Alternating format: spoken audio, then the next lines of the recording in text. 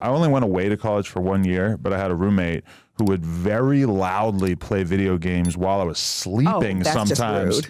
Insane. That's just rude. He was one of these kids, we're talking 2003, he would scream the N-word at the screen when he would die in the game or whatever. And that is ultimately why we fell apart, is because we ended up getting in a huge fist fight over that exact thing. Which that's a good reason. I'm not saying that's like virtue signal and be like, oh, look how anti-racist I am. But that is actually what happened. That's a good reason, though. That is a good reason. It kind of comes off a little d***erish, so I'll be honest with you. Well, I don't have one to suck, so thankfully I didn't take it that way. That's so a move. That's a move that I would do, though. Go on a date with a black girl and just start telling her all the like anti-racist stuff I've done in my life. All the ways I stood up for you guys. Oh yeah, and one time I fought in the Civil War. Have you ever dated a black girl? I wouldn't say dated. Had sex with, sure, yeah. Nothing to, never really hit that stride, which is I live with that shame every day. Oh no, I don't think it's shame. It's just, it is what it is. I just feel like that would have been what could have like catapulted my career to the next level. It'll make you or break you. There is a BET. There's BET. There's Zeus. There's the Shade Room. There aren't really like Armenian equivalents. I mean, there should be. True, but the Kardashians have taken over. I know, but it hasn't really materialized into like the general public caring about Armenian life. I think that's a good thing and a bad thing, because unfortunately with the networks and the station stuff you name, they're known for being ratchet. I know. They're known for being ignorant. And they're known for being stereotypical of what you would think black people are, not, what most black people really are. So it's cool that, we have taken over so many things, but I just hate that we're known for all of this ratchet stuff. That's ugh. But okay, you're somebody who probably went into the Love and Hip Hop experience with a lot of preconceived assumptions about it and how it, because it even being around for a couple of years, it was pretty obvious that this is basically like entertaining, but it is really probably to the detriment of black people in general, right? Right. Now, when I started, of course, I've seen, Love and Hip Hop Atlanta and New York at the time.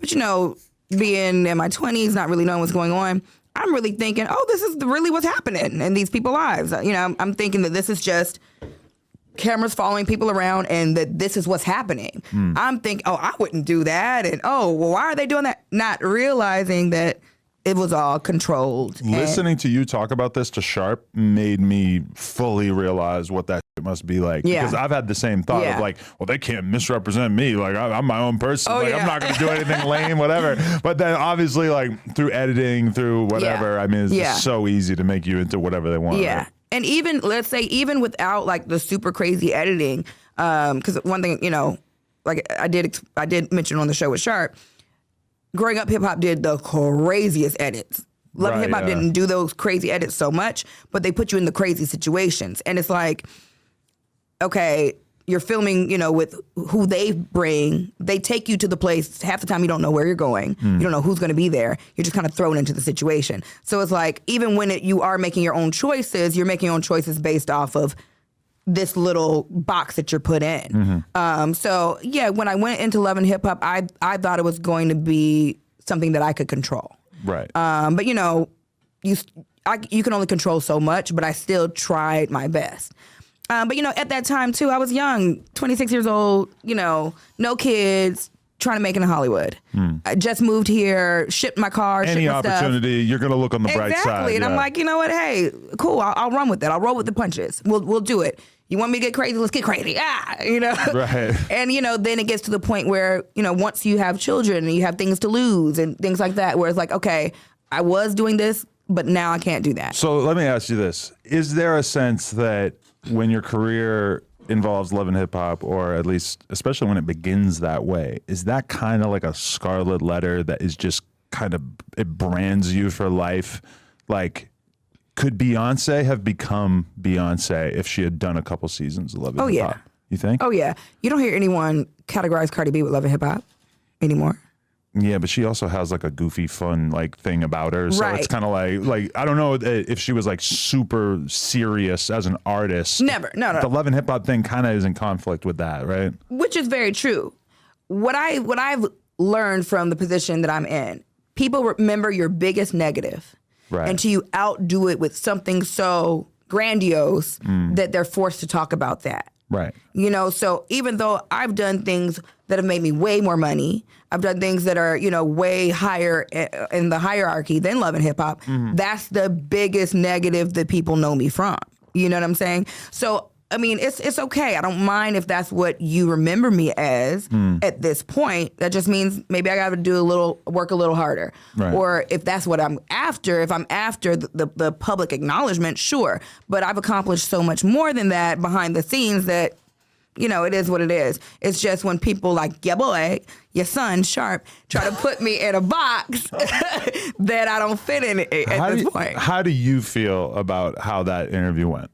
You know, honestly, when he stormed out and did the walk of shame, like a bad bitch does in the morning after she got sorry, I'm trying not to curse. Lord, put a watch over my mouth, Jesus. I'm working on that. I'm working on it. Sorry. Let me rewind Simmering hot take.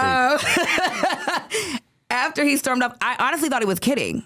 I was really just kind of waiting for a minute, like waiting for the da-da-da-da, because there was nothing that was said that I felt like was personal. We were talking about a hypothetical situation, about a show that hasn't casted me, that I haven't turned down, that I haven't asked to be on. If you would give them game, was somehow what you started arguing about, and you were basically like, I'm not going to just give random people game for free. And he's like, no, you should. And I'm watching it, just kind of thinking like, that's what this argument was about. Like, so what you were as confused as me. It just seemed like a weird thing to argue about. Does he have private stake in Zeus? Like, is he a stockholder? Well, I mean, so that was about a Zeus show, hypothetically? Yeah. Okay. So you know, we're just talking about, you know, reality TV and things like that, and I was thinking the conversation was going really well, and then, you know, he brought up Would I Do Baddies, and I said no. And he made a comment, something like, oh, you think you're better than them? No, I don't think I'm better than them. I know I'm better than them. And that's not even like, that's not a dig or nor is it shade. Like, I was at a place in my life where certain things like that were appealing to me. And that doesn't mean that I was wrong for that. That just means that's where I was in life. And people grow and people evolve and people change. And now what reality TV is, even when I was doing Love and Hip Hop and growing up hip hop, and to me, that was super ratchet. It's gotten worse now. I need everybody to check out NoJumper.com. We officially started a blog. It has in-depth articles about current events, music, etc., plus all of our content in terms of podcasts, interviews, etc. And you can get some exclusive new merch if you check out NoJumper.com. So make sure you tap in.